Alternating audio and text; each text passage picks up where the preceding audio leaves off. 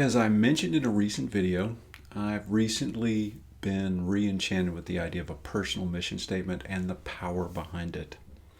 One outcome of my kind of rediscovery of this is my own clarified personal mission statement, which you see right there. In the video in which I last touched on this, I promised to come back and do a little bit of the how, right? See if I could lay out a pathway for you to create your own personal mission statement. So with that, let's get started.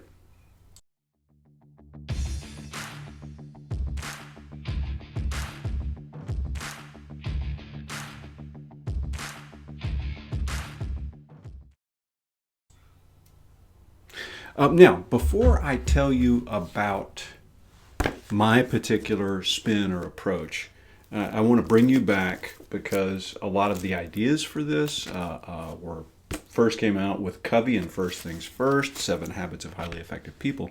But in this book in particular, they have a personal mission statement workshop, which is Appendix A of this. It's very in-depth. Lots and lots of questions that you can ask yourself and 7 exercises. Totally recommended reading. And the process is very linear. That is, one leads to the next, leads to the next. And again, maybe it was a part of my age or experience or just where I was in the world, but it asked me a lot of questions, but I wasn't really able to craft a good product from it. So again, all I want to say is I'll go to the master first. Check him out, see if that has it for you, particularly if you really want to get into details, because what is required, whether you use my approach or whether you use Covey's approach, is introspection. You truly must know yourself.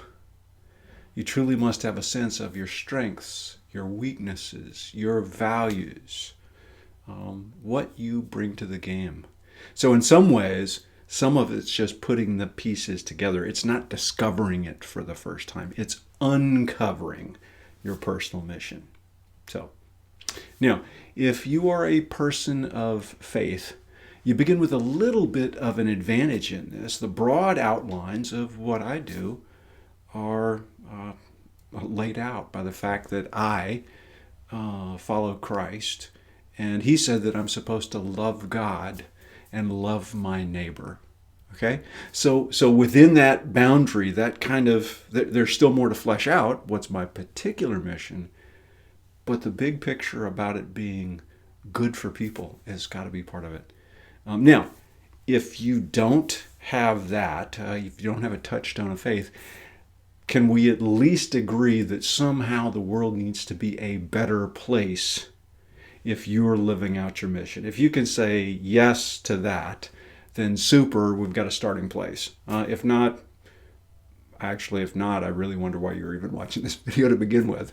But, put that to the side. So, once we have that, the broad outlines, now let's get specific on who and their need. I'm to love my neighbor, right? Again, going back to my faith underpinnings. I'm to love my neighbor, but to ask the question, the same question that the lawyer asked Jesus, and Jesus, who is my neighbor? Now, he asked it in order to kind of slide by what he was being told to do and to justify himself, the scripture says. I'm not asking it in that sense. I'm trying to be faithful.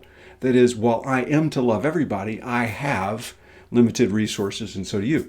So are there those to who I'm particularly called? Is there a need to which I and my talents are particularly wired to fill? And this is where it becomes less linear. Again, I talked about Covey's approach. I see this as really more a dynamic discovery process. What you're trying to do is there are people, certain groups of people, the who, that have certain needs. Now, of course, there's lots of those. The world is full of needs and opportunities to serve. But then there's you. And this is your strengths. I'm wondering if you can see this from where you're at. Strengths, talents, gifts. Oops, I shouldn't put it in the middle. Gifts, wiring. And of course,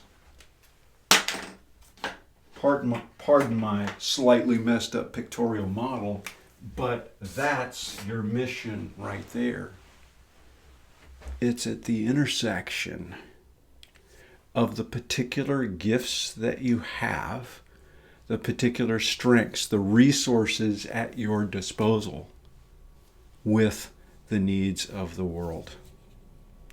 Now from there, so again, okay, great, Rob. How do we go about this? Well, see if you can answer these questions. Are there certain groups of people, and these should talk to each other, right?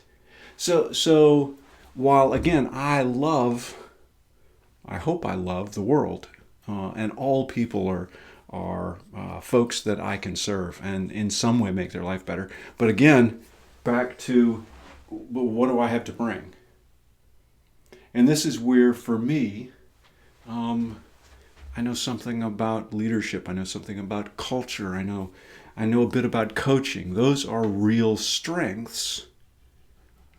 And some people are can benefit more from that, right? So I feel like I am called to the business community. I'm a deacon in the workplace. And I am called to help them create community and to learn to serve. And so with that, again, the interplay of these two back and forth, it's called, all right, get in there and start playing with it. Start seeing how you can put words to it. And while you are going, eventually you're going for eureka, wow, it just captures your imagination. Don't wait and don't think that you don't have a mission until you get that. Do your best to say, I or we, if this is a company process, you've got your executive team. What are we called? Who are we called to serve? How do we make the world a better place? How are we uniquely positioned? And begin to put words to it. And once you have that, don't wait until it's perfect. Actually start putting it to use right away. How do you put it to use? You use it as part of you talk it to your people. You use it to say, this is what's important to us. You marry it. Okay, so you also see on my chart here, my values. Combination of your purpose and your values really speaks to the heart of your organization. You can then and should begin to put this in whatever form you have into your hiring, your how you reward people, what you recognize, and also what you discourage. And what you'll find is that the more you use it, particularly if you stay with it, you'll come back and you'll want to tweak it a little bit, right? So one more important part of creating a personal mission statement or uncovering your personal mission is continue to keep coming back to it. Meditate on it a little bit. Think, hey, this is what I'm supposed to be doing today. And if you get a little bit insight, a word shifts for you, get a little bit clearer on who you're serving, just go ahead and modify it and then use that. And you will, if you're attentive, if you're introspective and attentive, you will get to one where at a certain point you go, wow, that's what I'm called to do. So encourage you to dive into it. If I can help in any way, reach out to me. I'd love to coach you through this if I can support you. But it's good and it's important work. So go do it.